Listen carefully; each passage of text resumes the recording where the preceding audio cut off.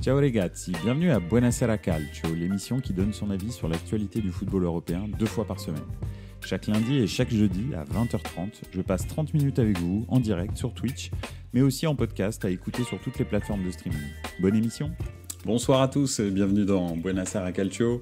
Écoutez, ce soir, on va passer en revue quelques actualités du football européen. Bonsoir à Forza Juve, bonsoir à tous, je fais mon comeback, bien joué, c'est gentil de revenir.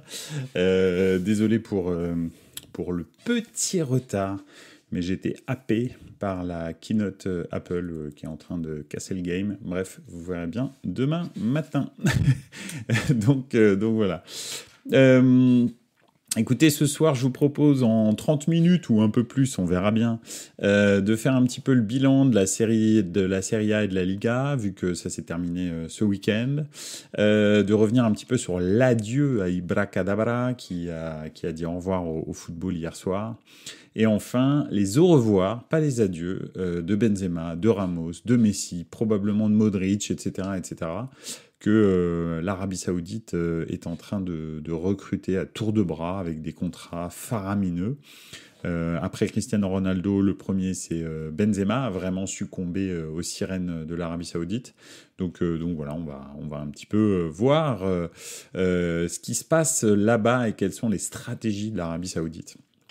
Si ça vous dit, voilà. Écoutez, on va commencer par le clap de fin en Serie A et en Liga. Tiens, un petit commentaire. Arabie Saoudite, deuxième championnat derrière la première ligue. Ouais, on en est encore un petit peu loin. La dernière fois que j'ai regardé un match en Arabie Saoudite, là vraiment, je me suis dit que quand même, on en était quand même très très loin. D'ailleurs, ça se voit, les prestations de Ronaldo, quand vous avez des joueurs qui sont nuls autour de vous, ça donne pas grand-chose. Donc voilà, bon bref. Oui, alors donc la Serie A pris fin hier soir et la Liga, ainsi que la Liga, il y avait peu de suspense. Si on reprend la Serie A, essentiellement le suspense se situait pour la relégation. La Spezia et le Hellas Vérone se disputaient la dernière place qui te faisait rester en Serie A. Donc effectivement, c'était assez important pour ces deux équipes. Et puis, dans le sommet du classement, la messe était dite assez rapidement parce que en fait, c'était... ça se jouait entre l'Inter, le Milan et la Lazio, c'est-à-dire que si effectivement l'Inter perdait et que Milan gagnait, il pouvait passer troisième. Si l'Inter gagnait et que la Lazio perdait, il pouvait passer deuxième. Et si tout le monde gagnait, c'était réglé, ça restait comme ça, deuxième, troisième, quatrième, Lazio, Inter et Milan, c'est ce qui s'est passé d'ailleurs. donc tout simplement, rien n'a bougé dans le haut du tableau.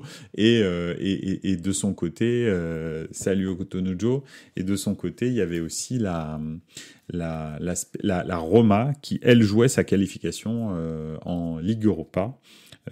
Talonnés qu'ils étaient par l'Atalanta, donc c'était quand même relativement important. Donc voilà, pour la Roma qui d'ailleurs a fait un match, on va dire, costaud contre la Spezia. Ils ont gagné 2-1, mais comme le Milan a gagné 3-1 contre le Hellas Vérone, c'est le Hellas Vérone qui est descendu. Donc ça, c'est un petit peu pour les faits. Qu'est-ce qui s'est passé? Come stai? Tu peux m'appeler Joël. Forza Ladea. Ok, je t'appelle Joël, c'est bon, c'est pas la peine de t'énerver. Donc voilà. Oui, donc ça c'est un peu pour les faits. Maintenant, si on prend un petit peu le recul sur la saison de Serie A, et qu'on se demande ce qui s'est passé en Serie A, finalement, si on faisait le bilan, on l'avait fait la semaine dernière avec la Bundesliga et la Première Ligue. Donc on va le faire avec la Serie A et la Liga ce soir. Le petit bilan à chaud, on va dire. Allez, un petit commentaire. La Roma qui perd Abraham pour pas mal de temps, gros coup dur. Oui, ça a l'air d'être très méchant la blessure qu'il a eue hier soir. Donc effectivement, c'est un petit peu comme Benacer avec le Milan. C'est des joueurs qu'on va pas revoir avant un bon moment. Donc voilà, ouais, c'est triste parce que c'est des bons joueurs qui animent fortement la Serie A. Donc c'est voilà. Bon, allez, gageons que en 2024, ils seront prêts, dispo, frais, style en janvier 2024, ce serait bien. Pour Benacer, enfin même si Benacer ce sera plutôt vers le mois de décembre, mais comme il y a la CAN juste après, bah probablement qu'il rejouera avec le Milan vers janvier-février. Ça dépend jusqu'où va l'Algérie. Et Abraham, si c'est les croisés, bah c'est vrai que c'est plutôt 1 an, donc ça voudrait dire quasi saison blanche. Mais après, ces derniers temps, avec les protocoles de rééducation pré-opération, post-opération, les nouveaux traitements, bah, ils peuvent effectivement le faire revenir peut-être fin de la saison, quoi, mars, un truc comme ça. Et pas d'euro peut-être déjà pour lui. Ouais, probablement, hein, ça dépend de comment il reprend. Donc voilà. Ils ont José Bové, la Roma, dit Joël. Oui, c'est vrai. Enfin, c'est Bové, mais Bové, bon, c'est un milieu de terrain, donc ça va pas remplacer Abraham. Donc voilà. Bref, faisons ce petit bilan de la Serie A. Si on prend les 4 premiers, parce que c'est important de prendre les 4 premiers, je pense que c'est, enfin, en tous les cas, les 6, parce qu'en Italie, 6 ou 7 premiers, c'est quand même assez représentatif du championnat, vu que c'est la guerre entre les 7 premiers, voire même les 8 premiers, donc c'est aussi ça qui est intéressant. C'est vrai que, comment dire, si on prend, bon, bien sûr, le Napoli fait une saison extraordinaire, carrément, parce que bah ils ont gagné un titre, c'est extraordinaire, c'est fantastique, etc. Je pense que la Lazio réussit très très bien sa saison, l'Inter aussi, le Milan aussi. L'Atalanta, en revanche, ils sont 5e, donc ils sont qualifiés directement pour l'Europa League, mais c'est pas fantastique. Oui, je me suis trompé d'ailleurs. L'AS Roma était talonné par la Juventus. Hein. Excusez-moi, c'est ça que je voulais dire, mais j'ai pensé DA et j'ai parlé de l'Atalanta. Donc oui, effectivement, l'Atalanta termine 5e. C'est un peu dommage au vu de leur début de saison qui était très très encourageant. Il y a même des gens au début de saison, des commentateurs italiens qui disaient, enfin quand je dis des commentateurs, des consultants italiens, pardon, qui disaient que l'ADA avait une tête de champion, etc. Enfin bon, bref, c'est vraiment n'importe quoi, mais quand même, ils auraient peut-être pu terminer dans les 4. L'Atalanta, donc voilà. L'AS Roma, ça c'est la grosse déception pour moi. Même s'ils vont finalement en finale d'Europa League, malheureusement ils la gagnent pas. Ils sont pas qualifiés dans les 4, alors que très clairement ils ont et le coach et l'effectif pour être qualifiés dans les 4. Ça c'est la grosse déception. La Juve, j'en parle même pas. Et la Fiorentina pour moi aussi est une déception. Alors on verra si cette année ils gagnent la Conference League. S'ils gagnent la Conference League, bah, c'est une super saison pour la Fiorentina. Ce serait probablement... Enfin, c'est un titre européen, donc c'est fantastique. Alors bon, c'est la Conference League, hein, c'est un peu... son ancêtre, c'est un peu l'Inter-Toto, donc c'est pas non plus ouf. Mais c'est quand même bien de gagner une Coupe d'Europe, franchement, c'est génial. Donc on verra. Je pense que la Fiorentina, sa saison n'est pas terminée. Ils ont encore le match de mercredi là, et effectivement, on verra. Mais s'ils gagnent la Conference League, c'est une bonne saison. Même si malheureusement ils gagnent la Coupe parce qu'ils seront qualifiés en Coupe d'Europe quand même, et ils auront un titre en plus. Donc voilà. Mais après la Conference League, je dis pas que c'est pas bien. Je lis les commentaires en même temps. Je dis pas que c'est pas bien la Conference League, mais c'est bien parce que c'est cool, ça te fait rencontrer des équipes européennes. Finalement, la finale est plutôt pas mal. West Ham Fiorentina, c'est pas une finale en bois. Ça va être un match de vraiment, je pense, de bon niveau. Donc voilà. Mais c'est vrai que les premiers tours sont quand même anonymes, quoi. Tu tapes des équipes, c'est vraiment l'espace. C'est à partir des huitièmes et des quarts, quoi, que ça devient un petit peu intéressant. Donc voilà, mais c'est cool de la gagner en tous les cas. Forza Juve qui nous dit en Serie A, peut-être comme en Liga, 8 clubs européens si la Fio gagne la Conference League. Ouais, effectivement, ce serait top. C'est trop bien. Hein. Ça remplit l'armoire à trophées, dit Joël au moins. C'est mieux que le néant. Enfin, absolument, c'est beaucoup mieux que le néant. Je rappelle que la Roma, son dernier trophée, c'est un Banzai lors d'un match de pré-saison. Hein. Donc voilà. Non, j'exagère. Ils ont gagné la Conference League l'année dernière. Donc voilà. Mais avant ça, vous savez, je pense que vous l'avez tous vu, ce même avec le Banzai qui a été remis à Florenzi, qui était à l'époque capitaine du club. Bref, voilà. Oui. On va voir pour la Fiorentina si c'est une bonne saison. Moi, j'estime que par le championnat, la Fiorentina devrait pouvoir se qualifier en Coupe d'Europe. Bon, alors, le problème, c'est que si tu fais ça, ça veut dire qu'il faut virer un des 7 gros, hein, soit la Juve, soit la AS Roma, soit l'Atalanta, soit l'AC Milan, soit l'Inter, soit la Lazio, soit Naples. C'est très compliqué, il faut le dire. Donc la Fiorentina, finalement, elle est 8e.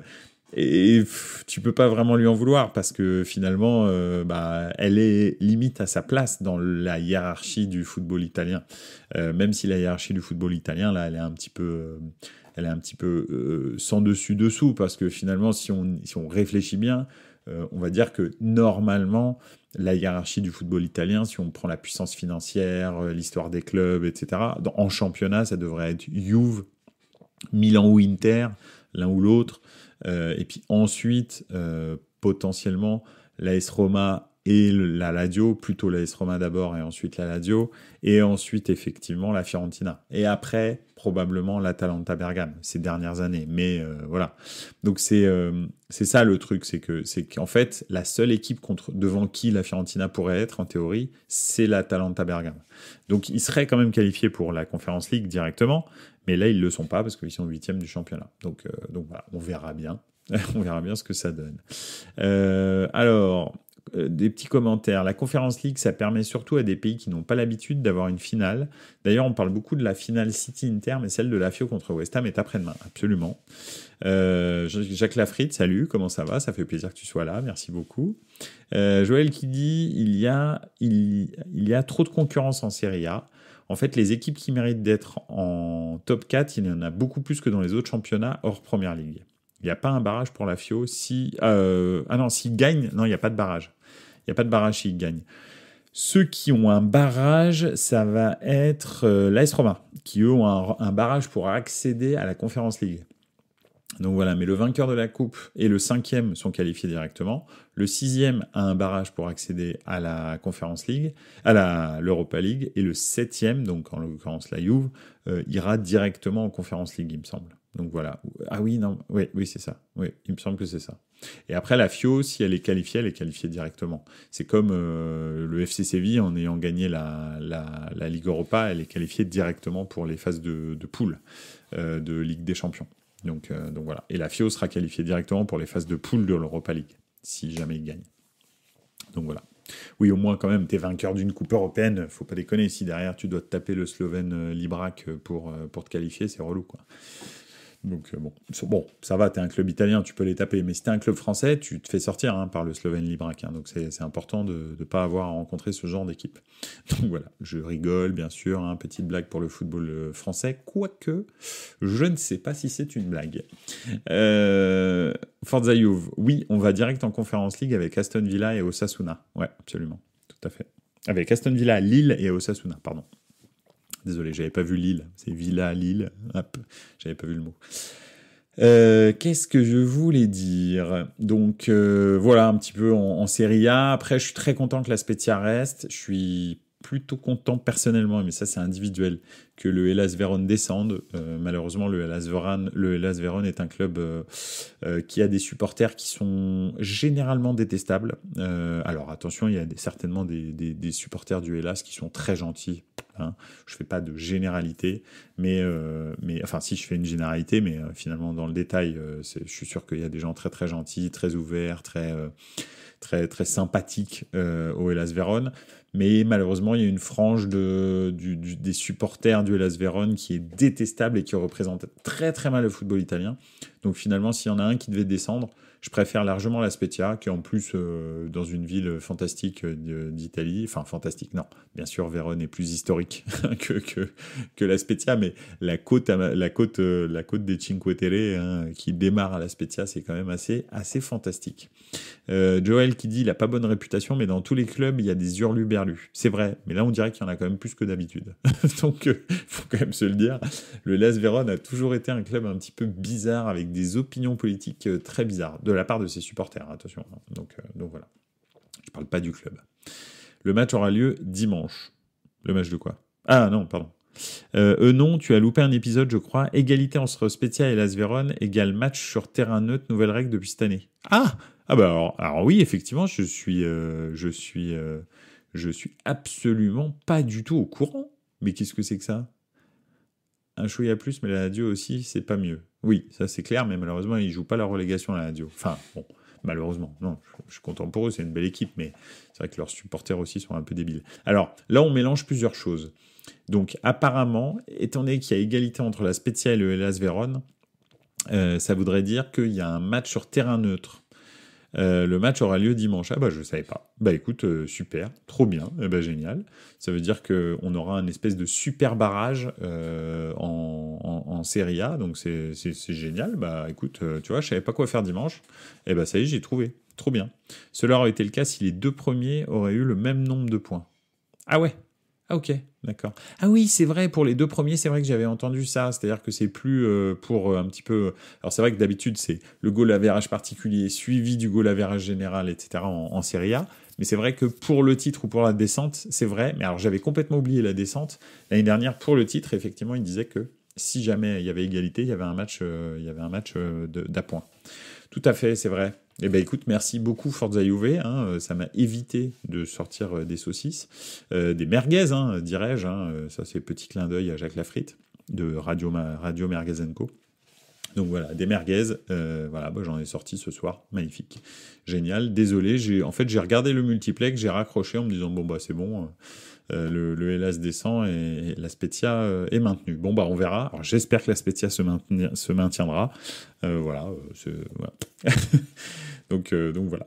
En tous les cas, la Sampdoria a été un des derniers du championnat les plus mauvais que j'ai vus ces derniers temps, avec Benevento probablement. La Samp a vraiment fait une saison mais catastrophique. Donc voilà, d'ailleurs, voilà, c'est dommage parce que c'est un monument. Ça a été aussi d'ailleurs le dernier match de Quagliarella. Donc après une carrière fantastique lui aussi. C'est dommage que ça se termine sur une descente pour lui, mais bon, écoutez, il a marqué son premier but contre Milan, premier but de la saison. C'était important parce que il a marqué dans toutes les saisons dans lesquelles il a joué en Serie A dans sa carrière. Donc c'était bien qu'il termine la dernière aussi en marquant, et en l'occurrence il l'a fait contre Milan dans un match qu'ils ont perdu 5-1 je crois. Ils ont pris des rousses dans tous les sens, la Samp cette année, c'était catastrophique. Leur nombre de points est catastrophique, je crois qu'ils sont à 19. Ouais, c'est ça, 19 points en 38 journées, je sais pas si vous voyez, hein, ça fait 0,5 points par match.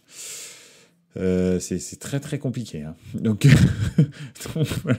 Quand tu marques 19 points dans un championnat à 20 équipes, c'est que quand même t'es vraiment pas fort. Donc voilà, bon, écoutez, c'est pas grave. Allez, la Samp descend, ce sera déjà ça. J'espère qu'ils reviendront plus fort, quoi. Et pour terminer sur la Serie A, le match pour la montée, ce sera Bari contre Cagliari, vu que Cagliari a éliminé le Parme de Buffon. Oui, effectivement, j'ai vu Buffon pleurer hier. Ce qui est pas sans me, hein, je veux dire, bon, bah, voilà, on verra bien. Et donc, donc voilà, c'est pas très grave hein, si Buffon pleure. Enfin, en tous les cas pour moi, humble supporter du Milan. Mais donc voilà, donc oui, j'ai vu pleurer. C'est dommage qu'il termine pas sur une montée sa carrière. Et puis voilà, franchement, on est dans une année assez particulière concernant les fins de carrière et les géants de ce sport qui disparaissent. Hein. Très honnêtement, voilà, bon, on va en parler juste après, mais c'est un petit peu c'est quelque chose d'assez spectaculaire. Buffon, il a quand même dit que la DA allait être champion. Ah bah voilà, c'est lui qui avait dit ça. Mais oui, c'était lui. Je savais que c'était un consultant parce qu'il avait dit ça à la télé en disant la DA peut être championne, etc. Bah voilà. Bref. C'est comme il avait dit un jour qu'il allait gagner avec des champions, je crois. Mais bon, bref. Voilà. Non, mais Buffon, c'est un grand goal, hein, attention. Hein. C'est juste que son allégeance... En fait, il y a quelque chose que j'ai pas digéré. Je dois me confesser maintenant sur Buffon. J'aimerais bien qu'il le donne le numéro de son fournisseur. À qui? Bon, bref. En l'occurrence, comment Buffon, en fait, quand il est parti au Paris Saint-Germain, puis ensuite il est revenu à la Juve, et Maldini avait le record de matchs en Serie A. Je crois que c'était 497 matchs. Et Buffon, en fait, en re-signant à la Juve, il devait être numéro 2 derrière le gardien polonais de la Juve. Et en l'occurrence, il a négocié avec la Juve pour jouer juste suffisamment de matchs. C'était dans son contrat, jouer juste suffisamment de matchs pour dépasser les 497 matchs de Paolo Maldini. Et j'ai trouvé ça dégueulasse, en fait. Je trouve que Maldini, il a pas négocié les matchs qu'il a joués. Quand il les a joués, c'est qu'il était le meilleur. Donc, enfin, en tous les cas, à son poste, au Milan. Donc voilà. Et Buffon, il n'aurait pas dû jouer les matchs qu'il a joués sur sa fin de carrière, parce qu'il était clairement plus numéro 1. Donc voilà, j'ai pas trouvé sa classe du tout. J'estime que si tu veux battre le record et rester dans l'histoire, bah tu le fais clairement, c'est-à-dire parce que t'es le meilleur et parce que t'es sur le terrain, parce que t'es titulaire. Et là, en l'occurrence, c'était pas le cas. Donc j'ai trouvé, bon, au-delà du fait que on a une inimitié naturelle entre le Milan et la Juve, et que c'est de bonne guerre, mais c'est pas de la haine, c'est juste un petit peu d'antagonisme. Bah là, en l'occurrence, ça, j'ai trouvé que c'était un geste qui était pas du tout classe de sa part. Et ça m'a un peu démystifié cette personne qui est très transversale en Italie. Hein. C'est pas du tout un joueur qui déclenche les passions en Italie. Buffon, tout le monde l'aime à travers l'Italie, même si effectivement, il jouait pour la Juve et il est estampillé Juve. On l'aime partout en Italie. Alors c'est clair que la Coupe du Monde 2006 y a fait beaucoup, mais voilà. Donc effectivement, Maldini, le seul joueur, je pense, qui met tous les fans de Serie A d'accord. C'était un craquito, oui, c'est clair. C'était un fioriclass. C'était probablement pour moi le meilleur défenseur de tous les temps. Voilà. Pour moi, j'espère pour beaucoup de gens, parce que je pense qu'on peut pas discuter ça en fait. C'est pas un truc qu'on discute. Donc voilà. Bref. Écoutez, on a fait beaucoup de temps sur la Serie A, donc on va un peu passer sur la Liga quand même. Il y avait effectivement aussi pareil une lutte pour le titre, enfin pour la descente essentiellement, hein, parce que donc en tête du championnat, finalement ça s'est un petit peu tassé, quoi. Hein. Le Real est resté deuxième, l'Atlético Madrid est resté troisième, la Real Sociedad est resté quatrième. De toute façon, la Real Sociedad ne pouvait pas être rejointe, mais effectivement, entre la deuxième et la troisième place, il y avait un petit peu une lutte madrilène, pardon, pas madridiste, parce que les madridistes sont les fans du Real, une lutte madrilène pour avoir la deuxième place, et c'est quelques millions que ça rapporte en plus, et puis aussi le prestige, hein. C'est sûr que l'Atlético, quand ils terminent devant le Real, ça leur arrive pas souvent, donc voilà, ils ont terminé à 77 points et le Real à 78. Donc voilà, d'ailleurs le match du Real s'est terminé gentiment par un match nul et un but de Benzema sur penalty. Donc voilà, le dernier match de Benzema après 14 ans au Real, on va en parler un petit peu après, mais effectivement c'est... alors, allez, la Liga, oui, vas-y, je te le fais Joël, voilà.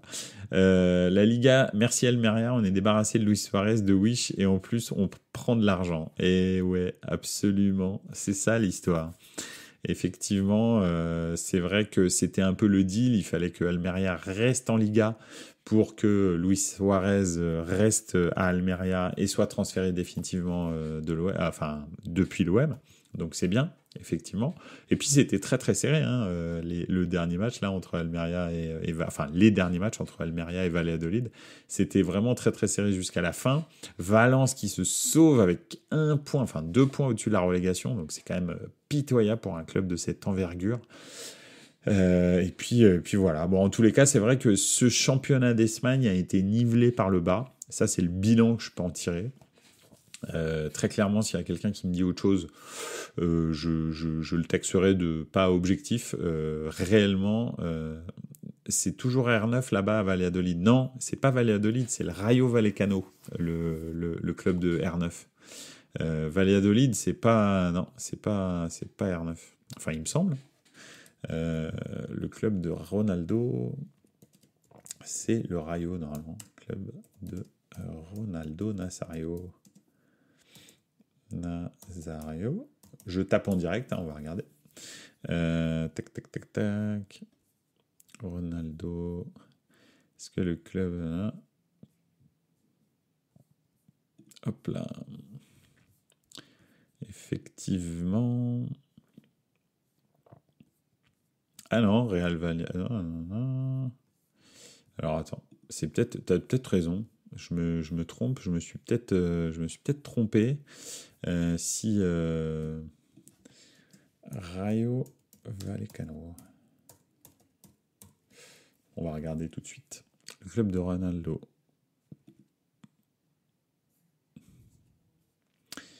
Hop là. Ouais, c'est ça. C'est bien ça. Getafe, le Rayo Vallecano, donc aimerait signer au Real Valladolid. Et ouais, non, t'as tout à fait raison, c'est Valladolid. Alors désolé hein, pour les gens qui seront en podcast, ce sera un petit peu bizarre comme discussion, mais effectivement j'étais persuadé que c'était le Rayo Vallecano qui était le club de R9. Et bien non, c'est Valladolid. Malheureusement, Valladolid descend en série B. En Liga B d'ailleurs, Segunda, je crois, c'est comme ça que ça s'appelle, il me semble que c'est la Segunda. Donc voilà, bah écoutez, après c'est pas non plus un énorme deuxième. Ouais, ce soir c'est la soirée merguez, hein. Voilà, voilà, mieux vaut que je les fasse toutes d'un coup en fin de saison. Comme ça, c'est réglé. Et puis après, je redémarre une bonne saison l'année prochaine. Désolé. Donc voilà. Real Valladolid, effectivement, c'est le club de Ronaldo. Donc bon. Il descend, mais il va vite remonter parce que c'est R9, parce que c'est le meilleur numéro 9 de toute l'histoire de l'humanité et que donc forcément ça va remonter. Mais en tous les cas, c'était une très belle fin de saison pour Almeria. En tous les cas, dernier match, c'était vraiment super. Et c'est vrai que la Liga, donc j'en reviens à mon propos, la Liga, c'est vraiment quelque chose qui a été nivelé par le bas cette saison. Il y a eu franchement les clubs qui sont même dans les 4 premiers. Hein. Enfin, ok, Atlético, Real Sociedad, mais en fait entre la Real Sociedad et Valladolid qui est 5e, et Villarreal, pardon, je suis obsédé maintenant. Et Villarreal qui est 5e, il y a 7 points d'écart. Ensuite, il y a un trou encore avec 4 points d'écart. Ensuite, il y a un énorme trou avec 7 points d'écart. Et là, à partir d'Osasuna, en fait, c'est-à-dire 7e, en fait, ils sont complètement décrochés. Et c'est ultra serré, mais c'est ultra serré malheureusement à partir du ventre mou en fait. C'est vrai que c'est très compliqué entre le 7e 53 et le dernier, et on va dire l'avant-avant-dernier, le 16e, il y a 11 points d'écart. Donc c'est monstrueux. En gros, il y a un point d'écart entre chaque place. Donc c'est pas bon signe pour le championnat espagnol. Et en haut, je trouve que les équipes de tête leur niveau baisse. Hein. L'Atlético Madrid n'est plus du tout l'Atlético Madrid qu'on a pu voir dans les années 2010. Le Real, ils sont en plein changement de génération, hein, et Benzema va probablement accélérer ça. Quel numéro 9 vont-ils prendre ? Ça, on va voir ça tous ensemble pendant l'été, donc ça va être pas mal. Ça va être un feuilleton qui va nous porter tout l'été. A priori, ça devrait être Harry Kane, alors qu'il est plus jeune que Benzema, mais qui n'est pas non plus super jeune. Hein, il a 29 ans, donc on verra bien. Puis les Anglais à l'étranger, en Serie A, en Liga en particulier, souvent ça marche pas très bien. Mais bon, on verra bien. Je pense que le dernier Anglais vraiment star qui a été recruté par le Real, je parle d'anglais, hein, je parle pas de gallois, c'est effectivement Michael Owen. Ça a vraiment pas été un succès. Une petite question pour vous. Vous prendrez qui pour remplacer Benzema ? Moi, direct Osimhen. Oui, je pense que je prendrais plus Osimhen que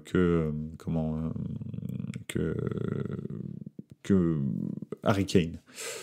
Maintenant, je sais pas. Parce que le problème, en fait, c'est que Kane, il a vraiment le profil de Benzema. C'est-à-dire que c'est un espèce de 9,5 qui peut faire aussi playmaker, etc. Donc c'est un peu différent de Osimhen qui a un vrai numéro 9, pur numéro 9. Le gros problème, c'est qu'il n'y a plus vraiment de playmaker titulaire au Real. On va dire que Modric et Kroos sont quand même en fin de course, là. Ça s'est vu quand même cette saison. Tchouaméni, Camavinga et Valverde, on peut pas considérer que ce sont des playmakers, ce sont des bons joueurs, mais c'est pas non plus du top mondial moumoute. Donc c'est compliqué. Si tu mets un vrai numéro 9, il faut qu'il y ait un fond de jeu autour de lui qui soit vraiment huilé. Donc après, c'est vrai que Osimhen, Vinicius Junior et Rodrigo, ça peut donner quelque chose d'assez terrifiant en contre. Et c'est vrai qu'Osimhen est bon de la tête. Mais moi, le problème, c'est le cœur de la machine, c'est le milieu de terrain. Je trouve que c'est pas au niveau. Alors, est-ce qu'ils vont réussir à faire ça? Alors que Kane amènerait du liant dans le jeu, parce qu'il est quand même très très fort pour ça. Le problème, c'est que ça bénéficierait à... Enfin, c'est pas un problème, mais ça bénéficierait à Vinicius, je pense, l'arrivée de Kane. Parce que Kane, c'est un vrai playmaker. Donc voilà. Kane, je le vois plus rester en Angleterre, déjà pour battre le record de Shearer, et découvrir un championnat à son âge. Pas sûr que ça marche pour Kane. Kane à United, beaucoup mieux. Oui, c'est vrai que Kane à United, ça pourrait être pas mal. C'est pas des ennemis jurés de Tottenham, et en même temps, ça irait dans la politique du club qui serait intéressante. Mais c'est vrai que le Real, prendre Osimhen, je pense que ce serait pas mal. Maintenant, est-ce que Osimhen, le Real pense que c'est un fioriclas? Je sais pas. Je sais pas du tout, on verra, parce que le Real va pas prendre un demi-attaquant qui vaut très très cher. Osimhen, De Laurentiis a fixé le prix à 150 millions, donc 140, 150. Donc ça va être compliqué quand même d'aller chercher. Donc voilà, bref, on verra. Kane au PSG. Ouais, alors là, si. Bref, de toute façon, vous savez maintenant, je pense que tout le monde a compris que le PSG est un triangle des Bermudes, recréé dans la région parisienne, et que tout joueur, bon ou mauvais, devient inexistant à son contact. Donc voilà, peu importe qui ira là-bas, malheureusement, voilà. Sinon, il y a Vlahovic pour le Real. Ouais, mais Vlahovic, la Juve l'a payé combien? 75 millions il y a peu de temps.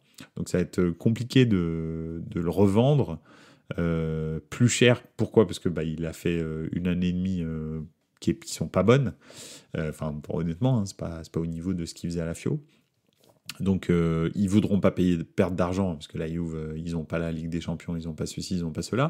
Après, c'est vrai que dans l'optique de j'ai pas la Ligue des Champions, Vlahovic, pourquoi pas? Mais alors si la Juve termine avec Milik comme seul titulaire en attaque et compte se requalifier pour la Ligue des Champions, ça va être compliqué, je pense. Donc c'est aussi pour ça, c'est un choix un peu cornélien pour la Juve. C'est on a besoin d'argent, on vend Vlahovic, mais en même temps, est-ce que sans Vlahovic, on peut arriver à atteindre les 4 premiers la saison prochaine? Je pense pas. Donc voilà. Donc c'est vraiment compliqué. C'est très compliqué. On verra ce que Elkan dit et est-ce qu'il va remettre la main à la poche pour combler les déficits et peut-être soutenir l'équipe même sans Ligue des Champions. On verra bien. Bref. En tous les cas, voilà, c'était une Serie A qui était vraiment pas réjouissante. Un Barça record en défense qui a gagné la Liga. La saison prochaine, je ne sais pas ce que le Barça va faire, je ne sais pas ce que l'affaire Negreira va faire, je ne sais pas comment le Real va réussir à se relever du départ de Benzema, de la fin un peu du crépuscule de Kroos et de Modric. L'Atlético Madrid garde son coach, garde à peu près tout le monde dans l'équipe, donc ça va pas donner grand-chose en Europe, encore une fois, ni en championnat d'Espagne, je pense. Et puis ensuite, les équipes derrière, la Real Sociedad, Villarreal, l'Athletic Club, etc. Bon, c'est pas du tout au niveau, donc voilà. Je sens qu'on va un petit peu s'emmerder encore en Liga la saison prochaine. J'aurais été le premier à le dire ici à Buonasera Calcio. On verra bien. donc voilà. Si c'est pas le cas, vous me reprendrez pour ma dernière, la soirée merguez de 2024. Donc voilà. La Liga se rapproche plus de la Ligue 1 que de la PL, ouais, carrément. Je suis d'accord avec toi. Je pense que pour l'instant, il y a vraiment Premier League, Serie A et Bundesliga qui sont tout seuls un peu décrochés, et la Liga qui glisse gentiment vers la Ligue 1, même si le niveau technique moyen de la Liga est bien meilleur que celui de la Ligue 1. Même les équipes de bas de classement jouent de façon propre au football, ont des joueurs très techniques, etc. C'est vrai qu'en revanche, c'est un football qui est lent dans le bas. Et c'est vrai que si tu dois un petit peu opposer le championnat d'Espagne et le championnat de France, je pense qu'il y en a un qui physiquement déboîte l'autre, c'est le championnat de France, et l'autre qui techniquement est au-dessus de l'autre. Alors, j'arriverai pas à te dire lequel est vraiment le meilleur. Alors, je retire bien sûr Paris Saint-Germain, Real et Barça de l'équation. Tout le reste, ensuite, voilà. Après, c'est clair que dans le top, je pense encore que l'Atlético est supérieur à nos seconds couteaux, on va dire, c'est-à-dire Marseille, c'est-à-dire Rennes, Lens, tout ça. Donc, ils ont encore une équipe qui est un petit peu intercalée entre les deux, quoi. Mais c'est tout. Donc, voilà. La Liga, ça va. Le duel Messi-CR7 était l'arbre qui cache la forêt du néant. Oui, alors oui, mais à l'époque, ils avaient quand même une sacrée génération de joueurs. C'était quand même fou. Entre l'Atlético de Madrid, le Real et le Barça, ils avaient quand même 3 équipes qui étaient ultra haut niveau. Hein. Franchement, c'était chaud. Et même des équipes comme Villarreal arrivait à attirer des gros joueurs, ou le FC Séville.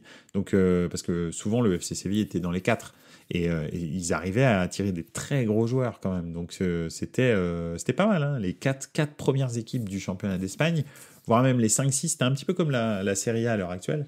5, 6, 7 premières équipes étaient très très fortes. Hein. Franchement, ça se battait hein, sur le terrain. Donc voilà, c'était, mais bon, ça a changé. Tout ça a changé. Le football, il a changé, comme disait notre ami Mbappé.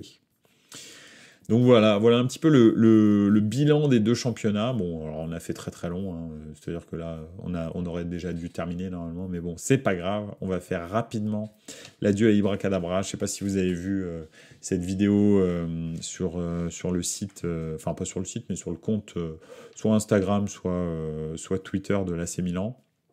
Les adieux d'Ibra hier, ou peut-être vous les avez vus en direct. C'est une page d'histoire du football qui se tourne très clairement. C'est quelqu'un qui a rayonné sur le foot pendant plus de 2 décennies. Enfin 2 décennies. Donc c'est vraiment monstrueux. Il a eu des résultats incroyables.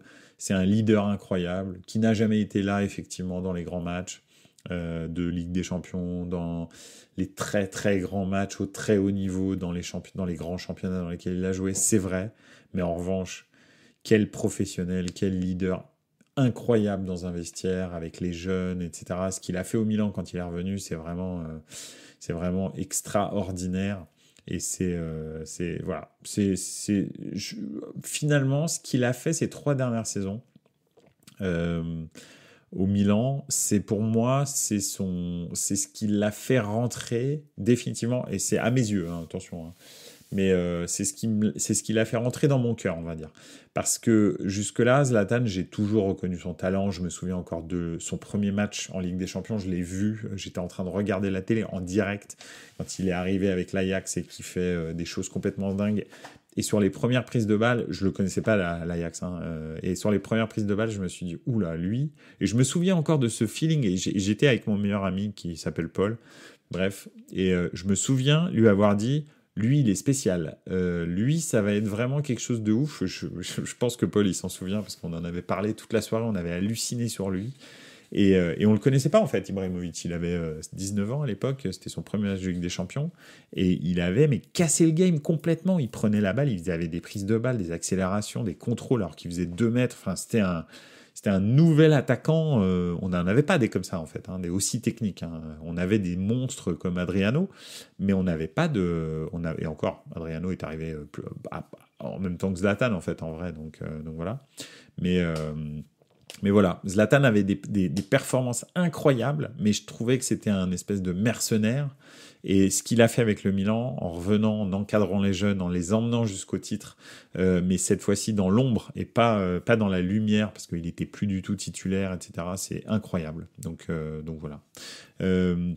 Un petit tour dans les commentaires. La punchline de Zlatan sur les sifflets du pur Zlatan, oui, effectivement, on me l'a montré tout à l'heure. C'était, il y avait les supporters du Hellas, hein, qui sont donc très très classe. Bien entendu, sifflait Zlatan Ibrahimovic et il les a regardés avec le micro. Il leur a dit vous vivez le meilleur moment de votre saison ce soir à me regarder, alors profitez-en. C'est magnifique. donc voilà. Zlatan a joué avec les plus grands, effectivement. Il n'a jamais gagné la C1, c'est dommage. Ouais, en fait, il a raté la C1 d'une année à l'Inter, il a raté la C1 d'une année au Barça, et après il est arrivé au Milan, et puis après c'était le Paris Saint-Germain, et là c'était parti dans le vortex, quoi. Donc voilà.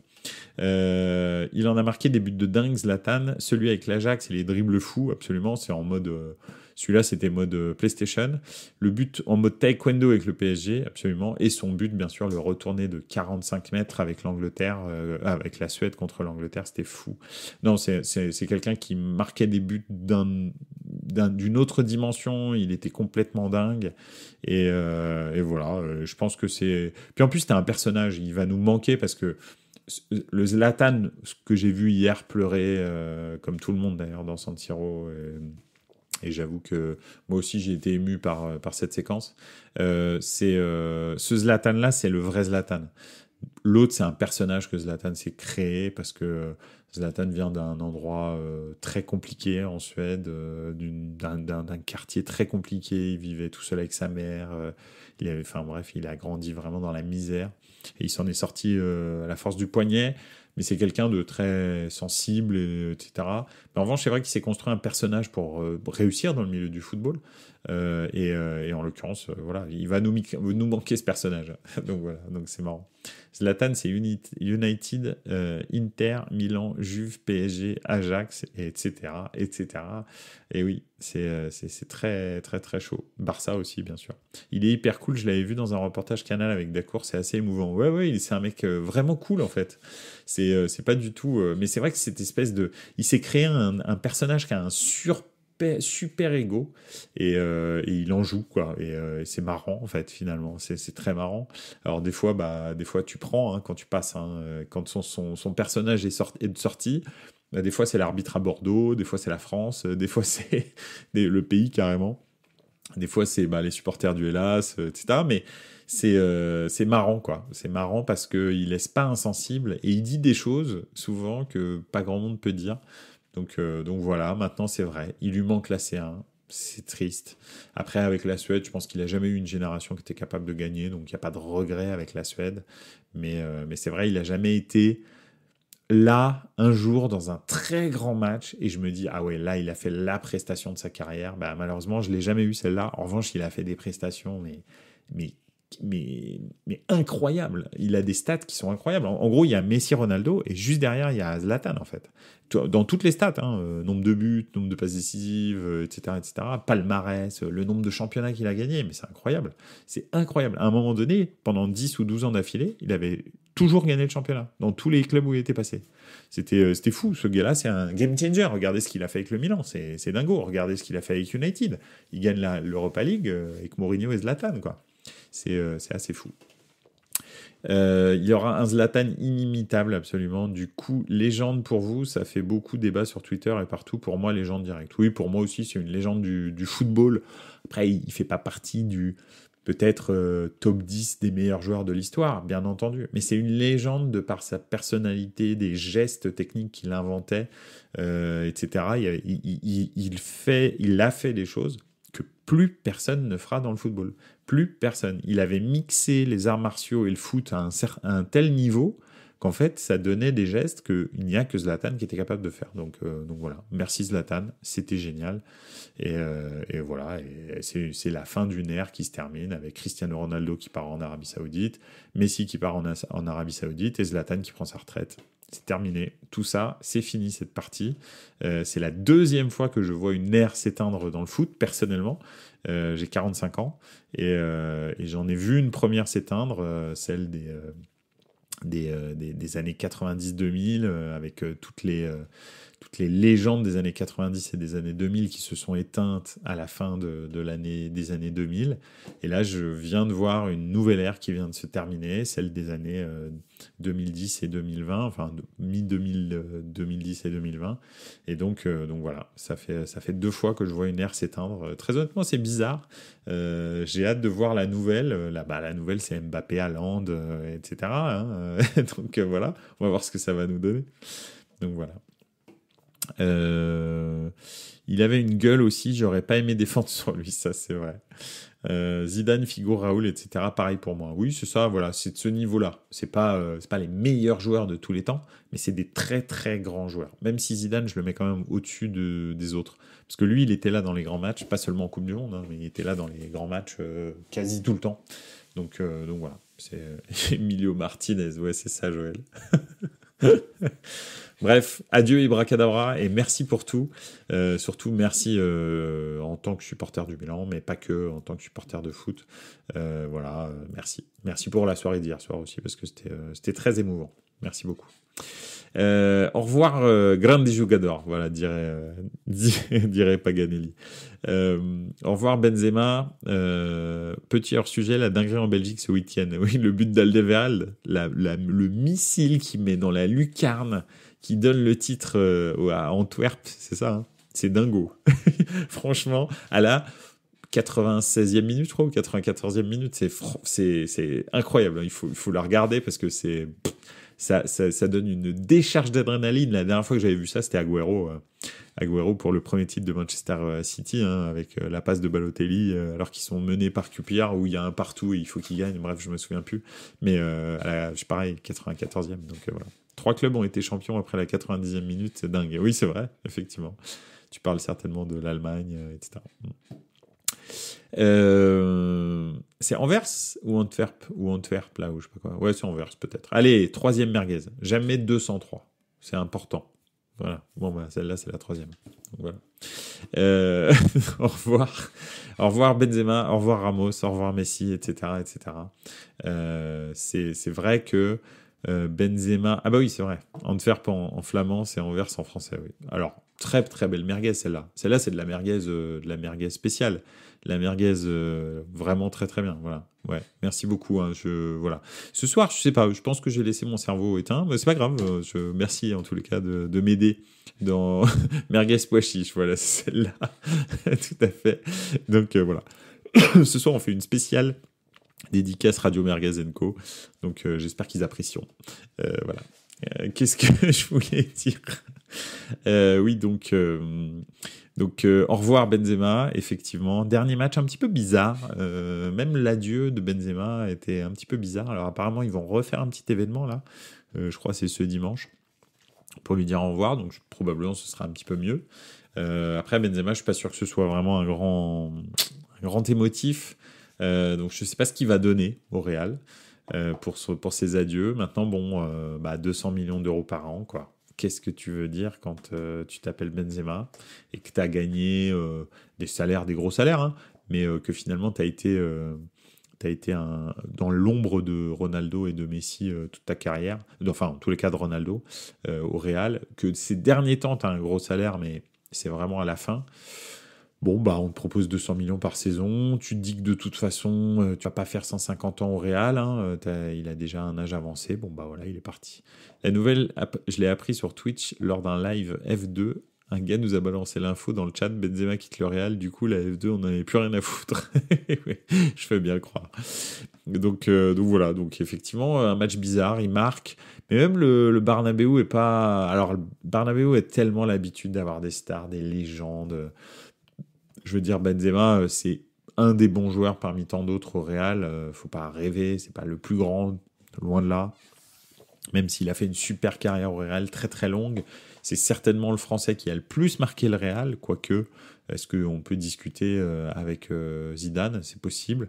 En revanche, c'est clair qu'ils ont eu, ils ont eu Di Stefano, Raoul, Ronaldo, Zidane, etc., etc. Et j'en oublie, j'en oublie tellement, Butragueño, etc. Donc, c'est clair que Puskás, Rento, etc.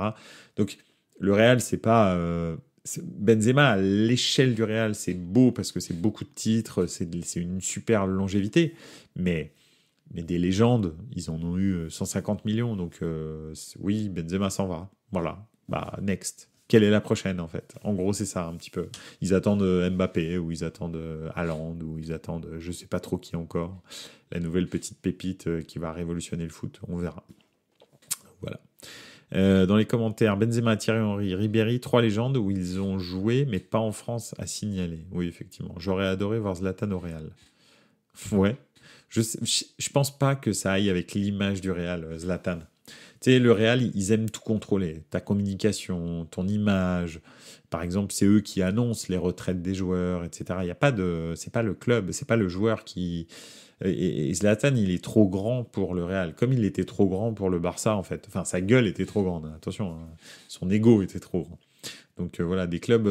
Après, il y a que Milan qui a réussi à le canaliser finalement, Zlatan. Enfin, les clubs italiens, les 3 grands clubs italiens, l'Inter et encore l'Inter pas vraiment, mais la Juve et en tous les cas le Milan, ça a réussi à le canaliser. Le poids de l'institution a réussi à canaliser Zlatan. Mais c'est les 2 clubs, hein. Après, l'Inter, il ouvrait sa gueule en permanence. Le Paris Saint-Germain, j'en parle pas. Manchester United, il arrêtait pas de raconter n'importe quoi, etc. Donc voilà. Le PSG, ils n'ont pas du tout réussi, non. Mais c'est lui qui contrôlait le PSG. Et même le vestiaire du PSG. À l'époque, ils avaient une super équipe parce que Zlatan, il rigolait pas dans les vestiaires, quoi. Donc voilà. Enfin, bref. En tous les cas, voilà, Benzema, une carrière incroyable au Real. Ça, y a pas, voilà, hein, c'est incroyable. Il prend 200 millions d'euros par saison. Bon, voilà. Ramos, probablement, va partir aussi en Arabie Saoudite. Probablement Messi, hein, parce que lui, c'est carrément 600 millions d'euros par saison. Donc, ils ont un plan, l'Arabie Saoudite, c'est attirer 8 superstars dans leur club et étendre le nombre d'étrangers par club à 8 aussi. Ce qui fait qu'ils veulent vraiment augmenter énormément le niveau du championnat d'Arabie Saoudite. Il faut savoir que pour l'instant, les clubs, c'est étatique, ils appartiennent à l'État, ils viennent de l'ouvrir aux sociétés privées. Donc il se dit que Aramco, par exemple, va être gentiment invité à acheter un club très rapidement. Et donc, ils vont essayer comme ça de faire signer 8 superstars un petit peu dans toutes les équipes, plus des étrangers un peu qualifiés. Voilà. Ça parle de Kanté, Lloris, Modric, Ramos, même KDB, oui. Bon, KDB, j'y crois pas parce qu'il est encore en pleine forme, mais c'est vrai que N'Golo Kanté, Lloris et Modric, Ramos, Messi, ça c'est clair. C'est probablement Lloris va signer, probablement Kanté, je sais pas, mais Ramos et Messi, c'est quand même très très proche. Donc voilà, en tous les cas, ils veulent vraiment créer une grosse ligue de retraités, hein, mais une grosse ligue quand même, pour se donner de la visibilité, hein. En gros, l'Arabie Saoudite a été freinée par le Qatar parce que l'embrouille géopolitique qu'il y a eu avec le Qatar les a freinés. Pourquoi ? Parce que le Qatar avait acheté les droits de toutes les ligues partout. Et donc avait un poids énorme sur les championnats, et l'Arabie Saoudite n'a pas pu acheter son club en première ligue ou en tous les cas dans une grosse ligue à cause du Qatar qui à chaque fois disait aux ligues mais attendez, ces gars-là piratent vos droits, hein, parce que je sais pas si vous vous souvenez mais en gros le Qatar diffusait pas en Arabie Saoudite et l'Arabie Saoudite avait créé une chaîne qui piratait les droits télé du Qatar et qui l'a appelé, c'était le be-in, ils l'ont appelé le Q-out, je crois, un truc dans le genre. Et en l'occurrence, cette chaîne, donc en gros, ça bloquait un petit peu tous les achats potentiels de l'Arabie Saoudite et même les transactions vers l'Arabie Saoudite. Entre-temps, le Qatar et l'Arabie Saoudite se sont un peu rabibochés. Le blocus contre le Qatar a été levé de la part de l'Arabie Saoudite. Bref, voilà. Et ça s'est un peu détendu, et ce qui fait qu'ils ont pu acheter Newcastle et puis lancer leur programme de sport washing de leur image et puis pour le tourisme dans le pays. Donc voilà, donc c'est effectivement ils commencent leur projet, on va dire, alors que le Qatar il a déjà 10, 15, 20 ans d'avance, en tous les cas 15 ans d'avance. Donc voilà, effectivement, ils voudraient, comme disait Forza Juve, la Coupe du Monde en 2030, mais probablement ça va être compliqué, ce sera peut-être plutôt 2034 ou 2038. Parce que justement ça prend du temps à mettre en place. Voilà. Tu penses qu'ils vont acheter Marseille? Oui, ça c'est le serpent de mer avec Zidane coach. Écoute, je te le souhaite, Forza Juve, mais j'y crois pas. Donc voilà. En termes d'image, Marseille c'est compliqué à canaliser aussi, hein, comme club, hein. Donc voilà. Mais bon, on verra. Enfin voilà, en tous les cas, ils vont tous dire au revoir, leur carrière va s'arrêter, sportive, c'est fini, il y aura plus rien pour Benzema, Ramos, Messi, Modric, Lloris, Cristiano Ronaldo, etc. Quand on voit le niveau de jeu de Cristiano Ronaldo en Arabie Saoudite, ça fait flipper. En même temps, à son âge, tu fais plus de différence en 1 contre 1, et si les joueurs qui sont autour de toi sont nuls, bah en fait, tu fais rien, tu vas nulle part, en fait. C'est simple, il se passe rien. Donc voilà, parce que les autres en face, ils sont nuls, mais ils courent au moins, parce qu'ils sont plus jeunes que toi. Donc tu fais plus de différence physique, et puis t'as pas les bonnes passes que tu pouvais avoir quand t'avais des bons joueurs autour de toi. Bon bah donc là c'est réglé, hein, tu fais plus rien. Donc voilà, on verra bien, on verra ce que Benzema donne là-bas. Je pense que Benzema a encore la forme lui. Donc je pense qu'il va faire une bonne saison, mais bon, ça va faire comme la Chine, l'Arabie Saoudite, je pense. Oui et non, je sais pas. J'ai l'impression quand même qu'ils sont plus structurés, c'est plus petit, c'est plus encadré. C'est vraiment, c'est l'État qui décide, c'est l'État qui finance. Donc c'est pas des investisseurs privés comme ça, et puis tout d'un coup la crise financière change de truc. Alors après, il peut y avoir une crise pétrolière qui peut venir bouleverser tout ça, hein, parce que bien sûr leur économie repose à je sais pas 80%, 85% sur le pétrole. Le reste ça doit être le tourisme avec la Mecque, mais enfin entre autres les lieux saints quoi on va dire. Mais c'est vrai que voilà, j'ai l'impression que c'est un petit peu plus structuré, même si dernièrement il y a eu des réunions de l'OPEP parce que le prix du pétrole commence à baisser. L'Arabie Saoudite a demandé à réduire le nombre de barils produits par jour pour faire monter le prix du pétrole. Donc ça veut donc dire qu'ils ont peut-être un petit manque à gagner au niveau du pétrole. Donc voilà, on verra bien quoi. Pour moi, Benzema, j'aurais bien aimé le voir finir à Lyon. Mais oui, mais en fait, le truc, c'est tout à fait ça. Benzema, ce serait bien qu'il soit à Lyon. Cristiano Ronaldo, qu'il soit au Sporting Club du Portugal. Messi, qui revienne soit au Barça, soit qu'il aille enfin jouer en Argentine, c'est-à-dire à Rosario. Bon, même si je peux comprendre que c'est compliqué, je pense qu'il n'arriverait même pas à ouvrir un rideau sans qu'il y ait une émeute, donc c'est un peu complexe. Mais en tous les cas, au Barça, etc. Parce que je pense que quand tu as déjà 1 milliard en banque comme Ronaldo et Messi, pas besoin d'en avoir 2 ou 3, quoi, en fait. Enfin, je sais pas, mais bref. Je sais pas combien de vies il leur faudrait pour dépenser 2 milliards, mais voilà. En tous les cas, voilà, quoi. Donc, voilà. Kanté à Caen, absolument. Plus personne ne revient dans son club d'origine. Modric au Zagreb, CR7 au Sporting, Zlatan à Molde, etc., etc. Ramos à Séville, effectivement. Ce serait bien. Ça aurait été cool, effectivement. Ça aurait été beau. Mais c'est pas comme ça que ça s'est passé, malheureusement.